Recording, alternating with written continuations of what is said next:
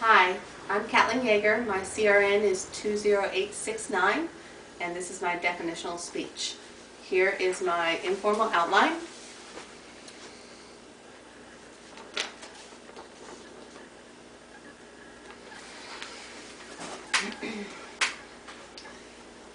Have you ever wondered if you can get diseases from ticks? Lyme disease is an infectious, tick-borne illness first diagnosed in humans in 1975 and in canines in 1984. The disease is named after the Connecticut town of Lyme, where it was first recognized. It is a zoonotic disease, meaning it can be transmitted to both humans and animals. It is caused by a type of bacteria known as Borrelia burgdorferi. Lyme disease is a complex zoonotic disease that does not have a definitive diagnostic test, and the most reported cases come from areas where there is a high human and pet population. There is no definitive test for Lyme disease in people or animals. One reason why is that the bacteria is extremely difficult to cultivate in the laboratory for further testing to be done.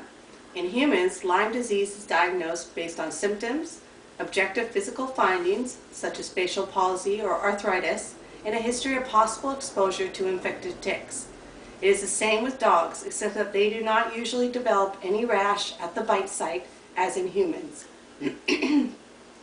When a tick infected with a bacteria bites a human or a dog, the bacteria enters the skin at the bite site.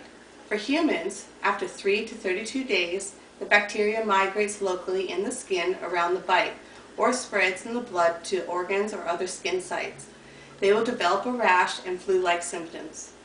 After a few weeks, joint pain occurs and potential neurological abnormalities may happen as well, leading to potentially serious long-term illness. This is what makes diagnosing Lyme disease so difficult. Many of the symptoms can be other illnesses, and it is hard to pinpoint. In dogs, there is less likelihood of the disease being contracted.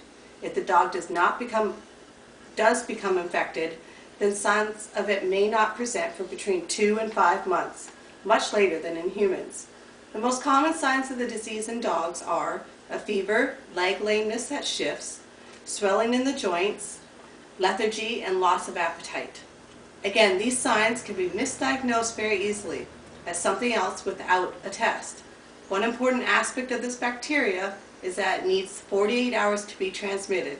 If the tick is removed within this time period, the bacteria cannot be transmitted.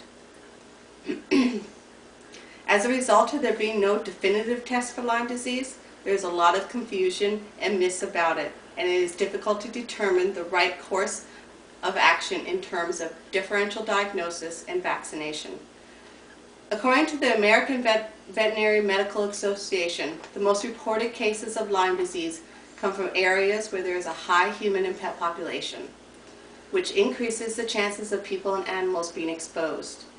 Humans and dogs have been affected with Lyme disease in 47 out of the 48 lower states, but only a few areas are considered endemic, such as the northeastern coastal states.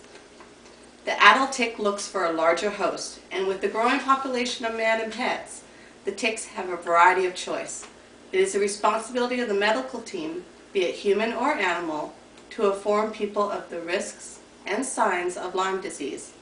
Preventative control is the best way not to get the disease. Dogs should be on a tick control program or vaccinated. People should be conscious of checking themselves and their pets when possibly exposed to ticks. With the growing population comes an increased awareness of the interaction between nature and people. Informing oneself about the possible diseases in your area provides the knowledge for prevention. Lyme disease is not fatal, but neither is it fully understood. There is no test for Lyme disease, so you want to avoid getting it if at all possible.